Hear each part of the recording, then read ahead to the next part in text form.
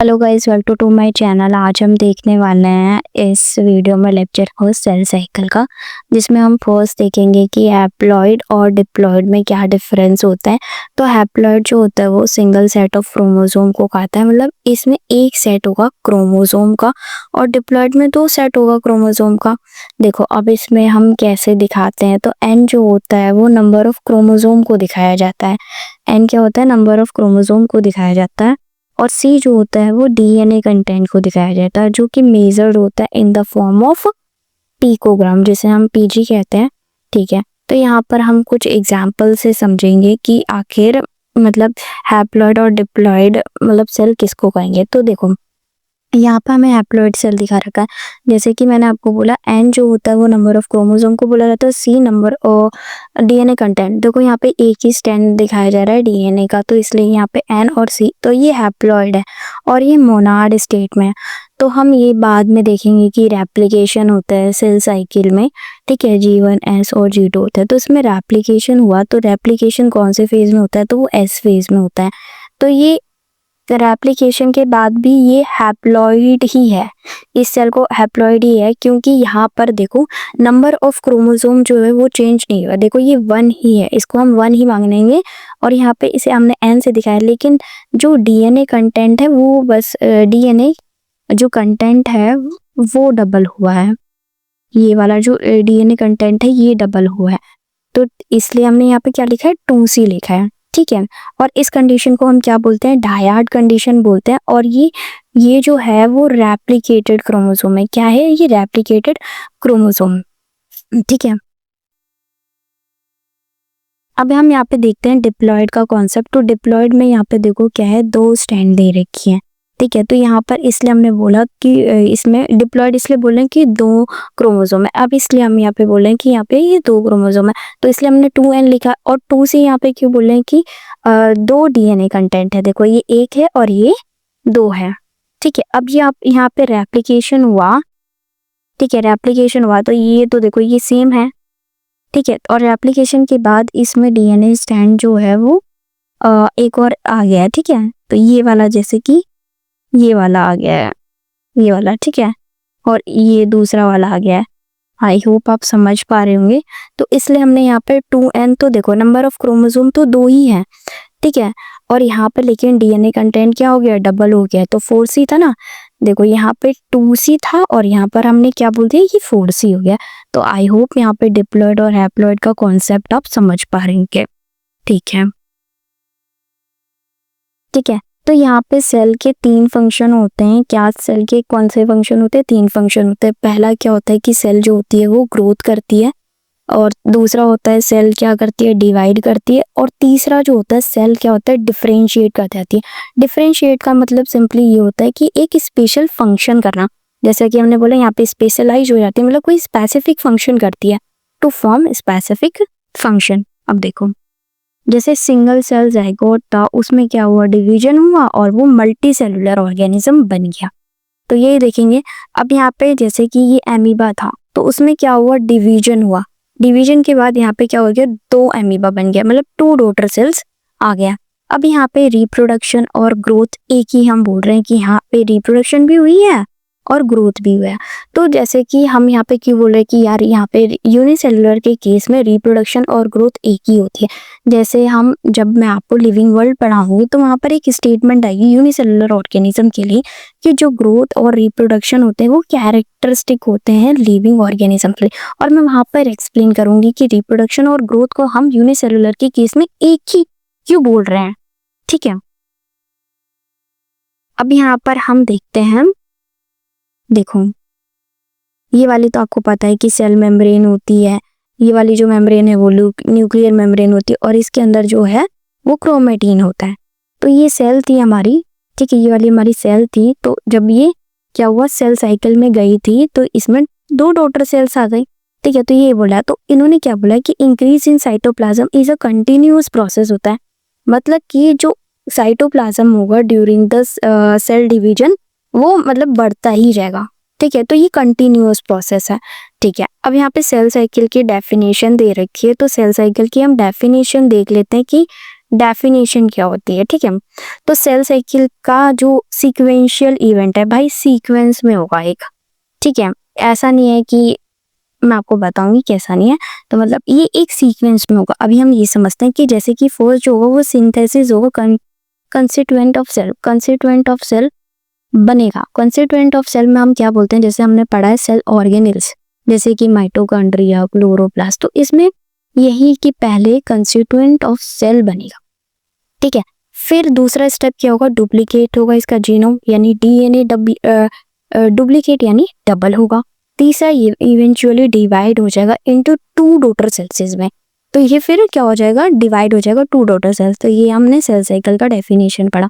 और ये जो होगा वो कोऑर्डिनेटेड इवेंट होगा। कोऑर्डिनेटेड मतलब एक सीक्वेंस में चलेगा,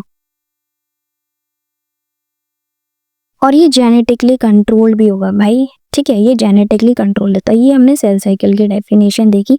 और इसकी ड्यूरेशन क्या होती है, ये वरी करता है फ्रॉम ऑर्गेनिज्म टू ऑर्गेनिज्म, और ये सेल टू सेल भी। मतलब इसका हम एग्जांपल देखेंगे कि ऑर्गेनिज्म से ऑर्गेनिज्म, मतलब एक ऑर्गेनिज्म है तो उसका सेल साइकिल का ड्यूरेशन दूसरा होगा, और दूसरा ऑर्गेनिज्म है तो उसका सेल साइकिल का ड्यूरेशन दूसरा होगा।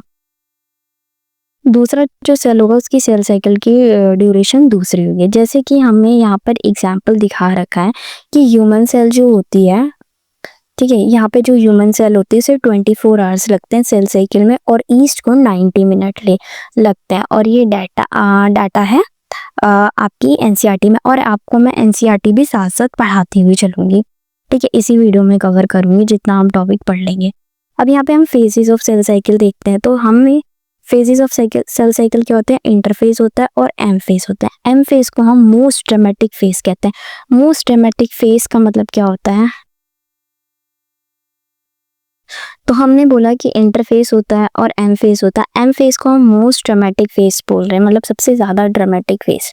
मोस्ट ड्रामेटिक फेज यानी मतलब इसमें ड्रामेटिक फेज यानी ड्रामा, मतलब इसमें जब आप एम फेज पढ़ोगे तो मतलब जैसे कि इसके इवेंट मतलब वो बता देती हूँ कि क्या क्या वो होगा।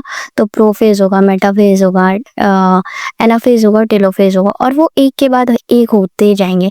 तो ऐसा लगेगा यार मतलब ये हो क्या रहा है, मतलब एक के बाद एक, तो हमें पता भी नहीं चलेगा कि मतलब कैसे, मतलब दूसरा कब स्टार्ट हो गया, पहला कब खत्म हो गया। तो ऐसा मतलब लगेगा कोई ड्रामा चल रहा है। तो इसलिए हमने बोल दिया कि ये मोस्ट ड्रामेटिक फेज है। अब यहाँ पे हम इंटरफेस के बारे में पढ़ते हैं कि ये जो है वो प्रिपरेटरी फेज कहता है। तो प्रिपरेटरी फेज यानी यहाँ पे किसी चीज की प्रिपरेशन हो रही है। हाँ, तो ये सेल साइकिल की प्रिपरेशन चल रही है, कि मतलब इसमें एक्चुअल में सेल जो है वो डिवाइड नहीं करेगी, इसमें प्रिपरेशन होगी। ठीक है, वो क्या प्रिपरेशन होती है वो भी हम देखेंगे अच्छे से। इसे बायोसिंथेटिक फेज, जैसे कि मैंने बोला कि इसमें प्रिपरेशन होगी, मतलब कुछ ना कुछ चीज बनेगा सेल साइकिल होने से पहले।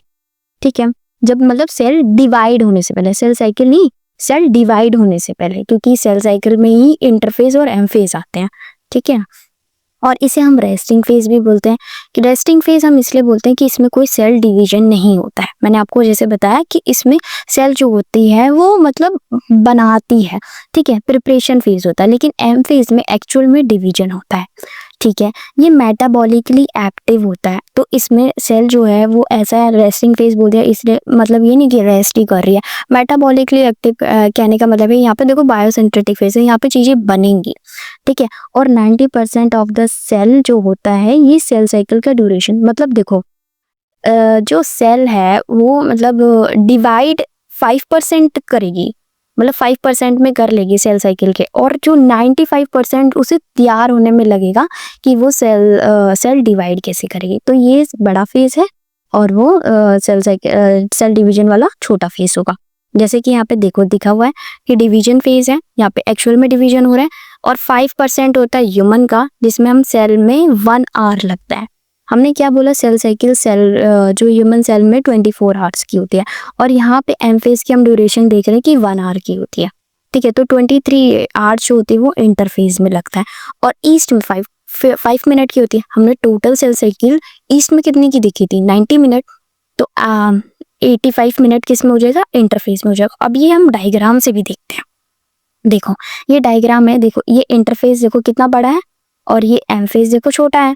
तो यहाँ पे एक सेल गई तो इसके अंदर देखो इंटरफेस में ह्यूमन सेल जो है वो 23 आवर्स लगती है और ई सेल जो है वो 85 मिनट्स लगाती है।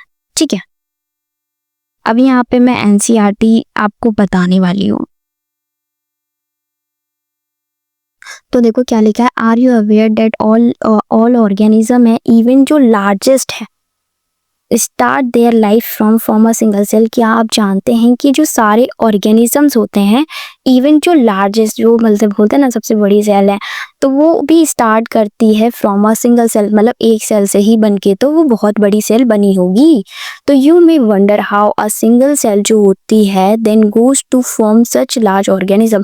तो आप मतलब आश्चर्यचकित हो जाएंगे कि एक सेल से इतनी बड़ी सेल कैसे बन जाती है। जो ग्रोथ एंड रिप्रोडक्शन है वो कैरेक्टरिस्टिक है सेल्सिस की, जैसे मैंने आपको बताया नोट्स में, ग्रोथ और रिप्रोडक्शन जो होते हैं वो कैरेक्टरिस्टिक्स होती हैं सेल्सिस की ended of all living organism, और ये ऑल लिविंग ऑर्गेनिज्म में होती है। ऑल ऑल सेल्सिस रिप्रोड्यूस करती हैं और वो डिवाइड करके क्या बना देती है, 2 नंबर में हो जाती है, विच ईच पेरेंटल सेल होती है वो क्या करती है, गिव राइज करती है 2 डॉटर सेल, मतलब ईच जो पेरेंटल सेल होती है वो 2 डॉटर सेल में बन जाती है, मतलब एक से 2 डॉटर सेल बन जाएगा। ठीक है, ठीक है, और दे डिवाइड करेंगी, they newly form daughter cells can themselves grow and divide. जो न्यूली फॉर्म डॉटर सेल्स जो आई है वो अपने आप ग्रो करेंगी और डिवाइड करेंगी, giving rise to a new cell population. फिर वो न्यू पॉपुलेशन मतलब जो डॉटर सेल्स है फिर वो आगे जाके भी तो डिवाइड करेंगी, तो वो सेल की पॉपुलेशन बढ़ेगी वैसी। That is from by growth, और ये हो किसकी वजह से रहा है, ग्रोथ की वजह से हो रहा है। और ये डिवीजन हो रहा है of a single parental cell and its progeny, भाई एक पेरेंट सेल से ही तो भाई और उसकी प्रोजेनी से फिर तो सेल पॉपुलेशन बढ़ रही है। तो यही बोला, इन अदर वर्ड्स जो सर्च साइकिल ऑफ ग्रोथ होती है, जो ये साइकिल्स होती हैं ग्रोथ की और डिवीजन की, अलाउ करता है एक सिंगल सेल से वो एक ऐसा स्ट्रक्चर फॉर्म करे जिसमें बिलियन ऑफ सेल्स बन जाए। ठीक है, देखो cell cycle is very important process है इन ऑल लिविंग ऑर्गेनिज्म में। भाई सेल साइकिल बहुत ज़्यादा इंपॉर्टेंट है सारे लिविंग ऑर्गेनिज्म में।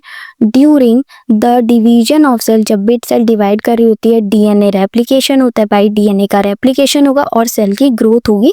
ठीक है, टेक प्लेस, और ऑल दीज प्रोसेस जैसे कि सेल डिवीजन होगा, डीएनए रेप्लिकेशन होगा, सेल ग्रोथ होगा, hence had to taken place कैसे, कोऑर्डिनेटेड वे में होना चाहिए, ताकि वो क्या इंश्योर करे, करेक्ट डिवीजन को इंश्योर करे। ठीक है, देखो कोऑर्डिनेटेड वे में क्यों होना जरूरी है, ठीक है, ताकि वो करेक्ट डिवीजन, ऐसा है कि मतलब डिवीजन हो ही ना तो और अच्छी तरह से डिवीजन हो, उसमें कोई प्रॉब्लम ना हो, तो इसलिए कोऑर्डिनेटेड वे में डिवीजन होना बहुत ज़्यादा इंपॉर्टेंट है।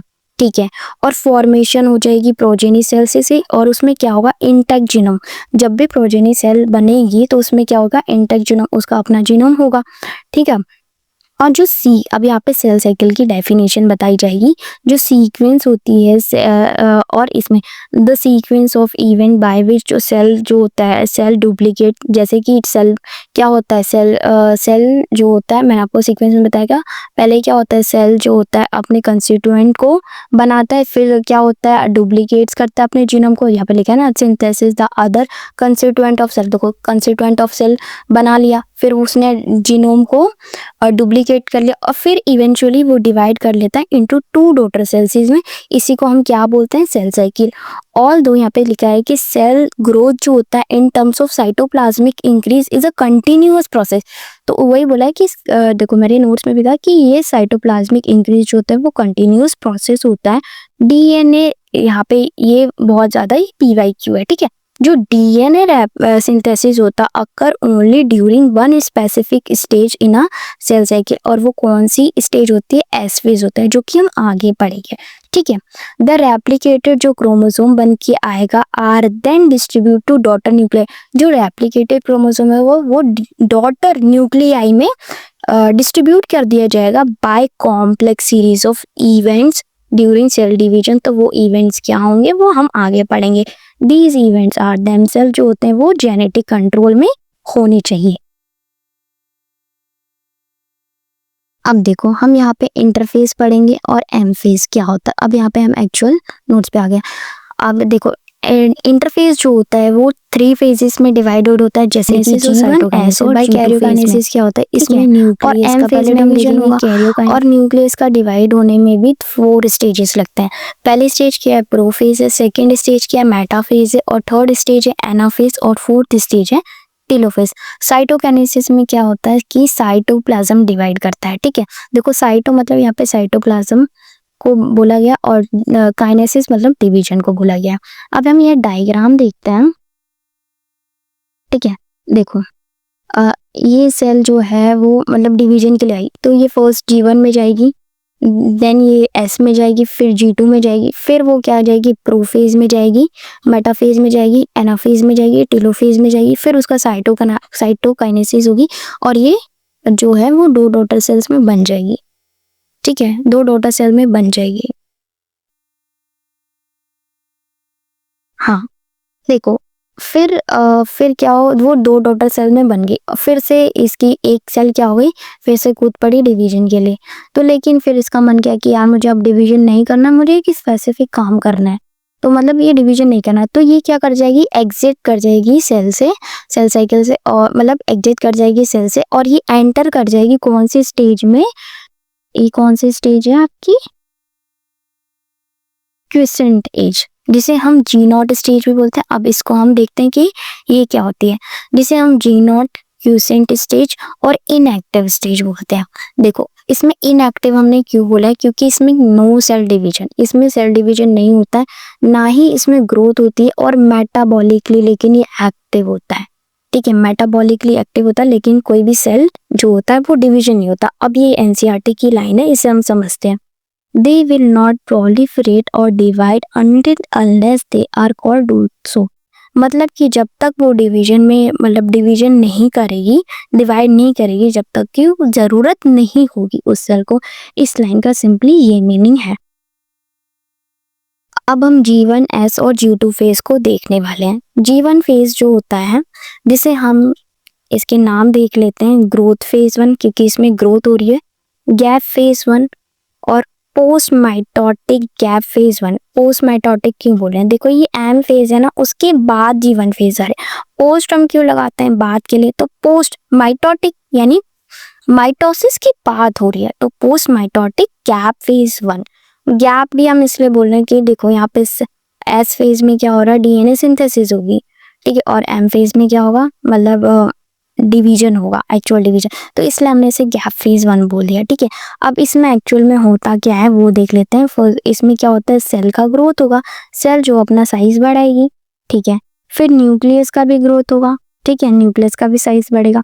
अब इसमें क्या होता है, RNA की सिंथेसिस होगी। क्या होगा, RNA की सिंथेसिस होगी, प्रोटीन की सिंथेसिस होगी। आपको पता होगा कि प्रोटीन जो होता है वो किससे बना होता है, एमिनो एसिड से बना होता है।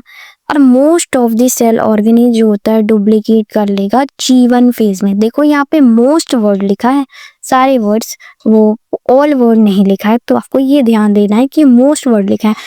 ठीक है, अब देखो इफ द सेल ज्यादातर क्या होगा, ज्यादातर इफ द सेल जो होता है वो फ्रीक्वेंटली डिवाइड करेगी, क्या करेगी, फ्रीक्वेंटली डिवाइड करेगी, तो वो G1 क्या हो जाएगा, शॉर्टर हो जाएगा। If the cell does not divide करेगी फ्रीक्वेंटली, वो मतलब फ्रीक्वेंटली डिवाइड नहीं कर रही है, तो G1 क्या हो जाएगा, लॉन्गर हो जाएगा। और G1 जो होता है मोस्ट वेरिएबल फेज होता है। क्या होता है, मोस्ट वेरिएबल।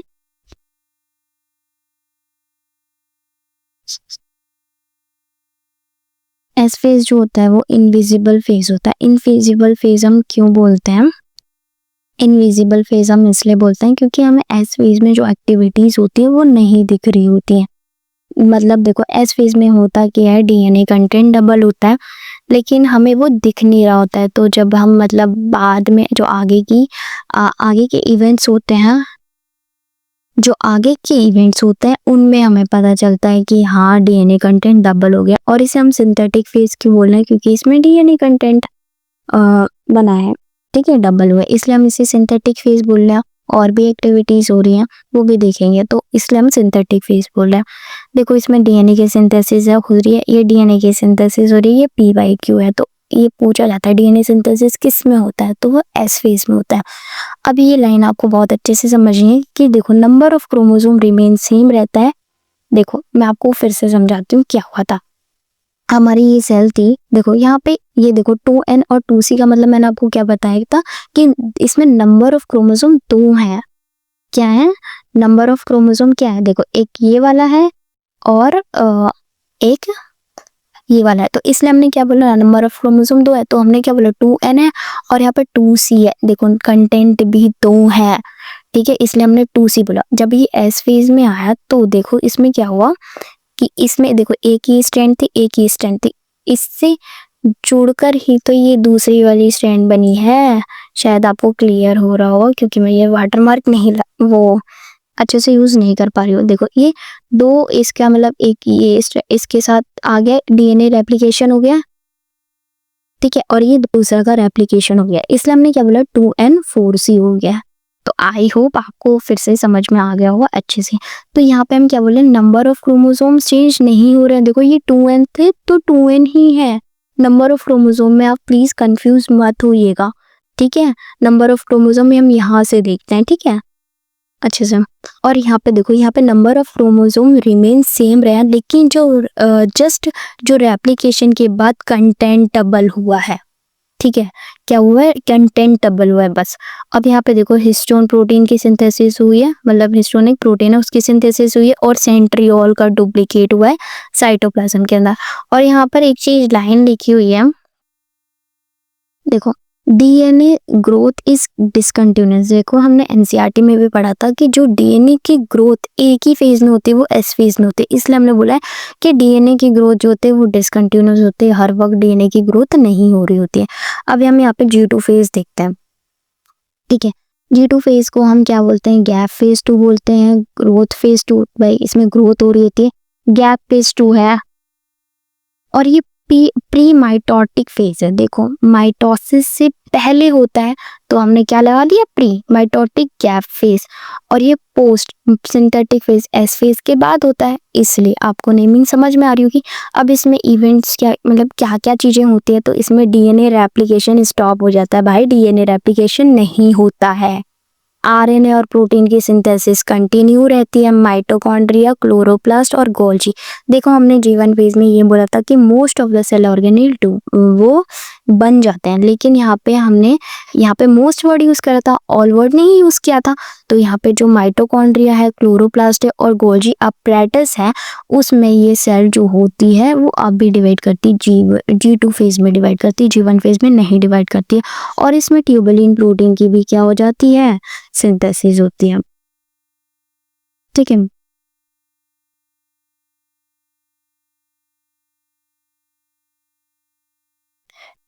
देखो अब हम यहाँ पे देखने वाले फेजेस ऑफ सेल साइकिल। जो एक टिपिकल यूकेरियोटिक सेल होती है, उसका अगर हमें सेल साइकिल देखना है तो उस हमें क्या करना पड़ेगा, ह्यूमन सेल को कल्चर करना पड़ेगा। तो कल्चर में करके हम उसकी सेल साइकिल की ड्यूरेशन वगैरह और ये सब चीज़ें दे सकते हैं।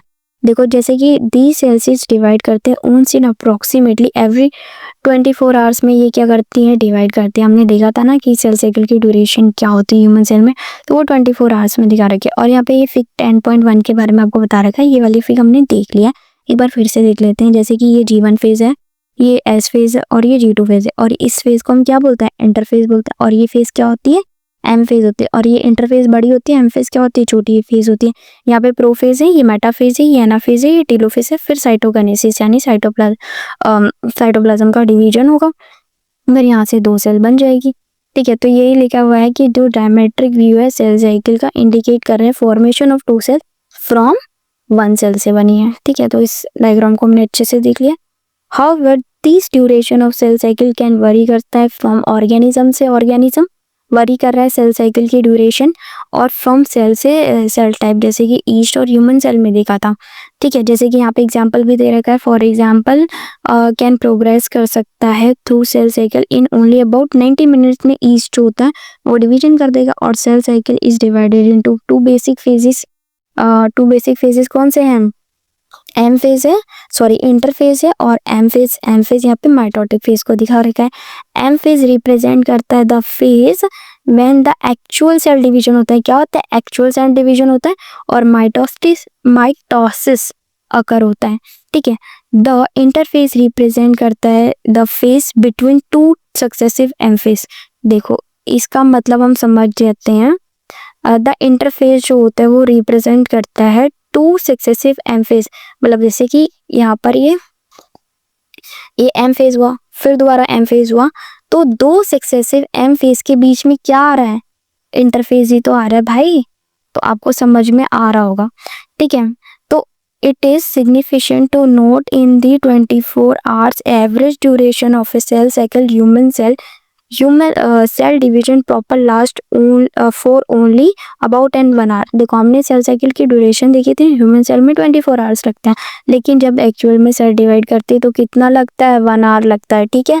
और जो इंटरफेस होता है last more than 95% of the duration. देखो यहाँ पे ये वर्ड आप ध्यान रखना, मोर देन मतलब 95% से भी ज़्यादा लेता है, ठीक है। मैंने आपको गलती से बता दिया था 95% लेता है, बट शायद वहाँ पे लिखा था 95% से ज़्यादा रहता है। तो ये याद रखना है कि मोर देन है 95% से वो ड्यूरेशन देता है इंटरफेस जो होता है। और एम फेज जो होता है वो यहाँ पे 1 आवर दिखा रखा है, ठीक है।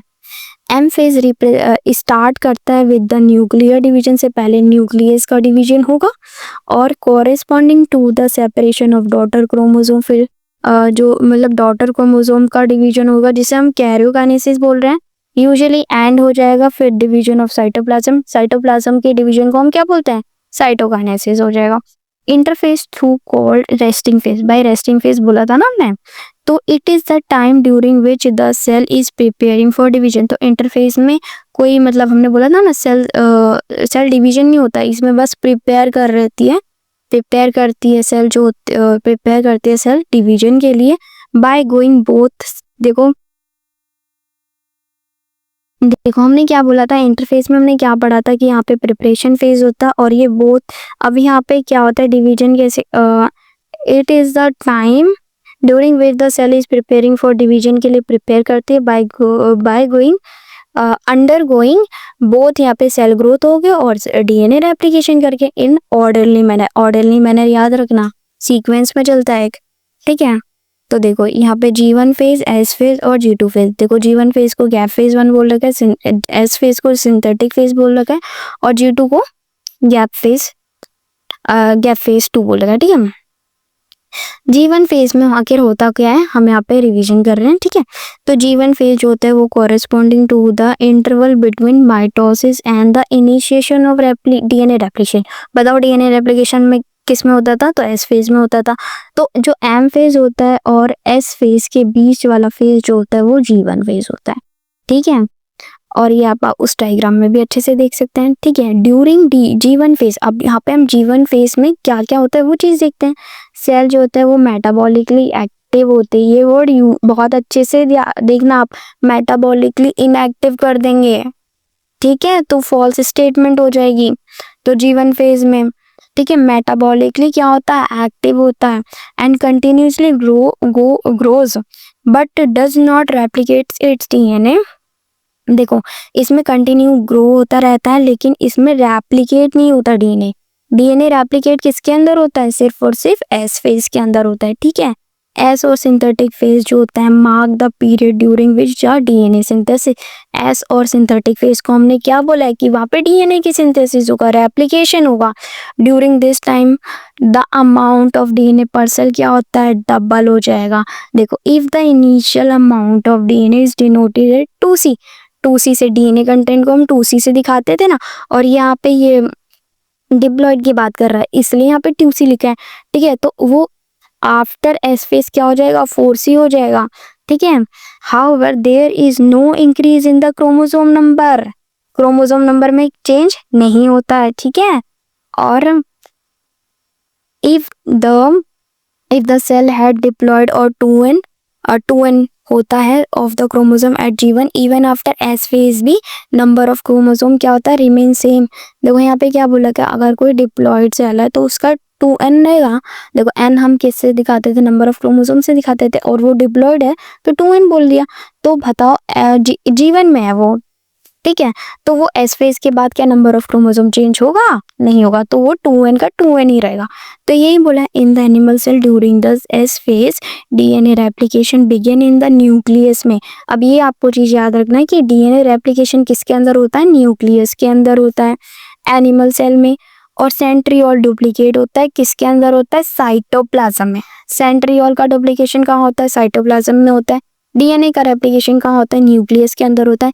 During the G2 phase, protein are synthesis in the preparation for mitosis।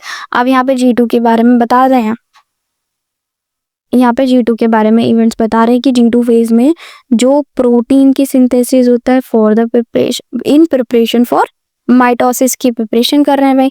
And by the cell growth तो कंटिन्यू रहती ही है।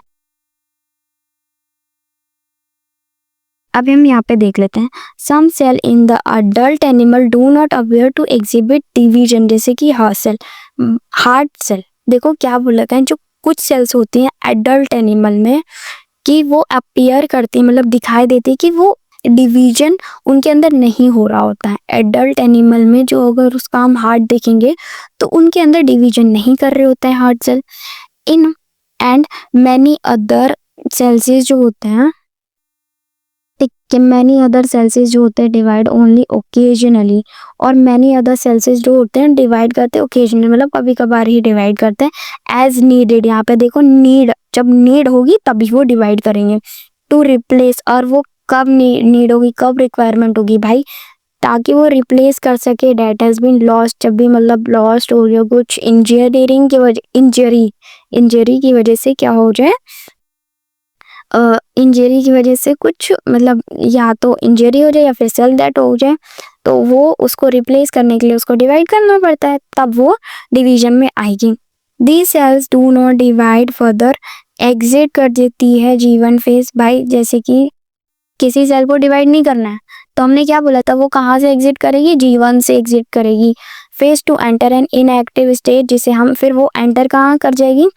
इनएक्टिव स्टेज में, जिसे हम quiescent stage G0 of the cell cycle में। Cells in this stage remain metabolically active. अब देखो यहाँ पे क्या इक्वेशन बन सकता है कि जो क्यूजेंट स्टेज है उसमें क्या मेटाबॉलिकली एक्टिव, मतलब मेटाबॉलिकली इनएक्टिव रहती है सेल? तो नहीं, ये फॉल्स स्टेटमेंट हो जाएगी। मेटाबॉलिकली क्या रहती है? एक्टिव रहती है। किस स्टेज में रहती है? G0 स्टेज में रहती है, ठीक है। बट नो प्रोलिफरेट अनलेस, मतलब वो प्रोलिफरेट यानी डिवीजन नहीं करती है unless called on to do so. जब तक उनको बुलाया नहीं जाएगा, उनकी रिक्वायरमेंट नहीं होगी, तब तक वो डिवीजन नहीं करते। वो डिपेंड किसके करता है? रिक्वायरमेंट पर करता है, ठीक है। अगर आपको ये वीडियो अच्छी लगे तो इस वीडियो को प्लीज लाइक करना, कमेंट करना कि मतलब कैसा लगा आपको ये वीडियो, मेरी एक्सप्लेनेशन कैसी लगी, और मेरे चैनल को सब्सक्राइब करना। NEET tips with Tashika. Thank you.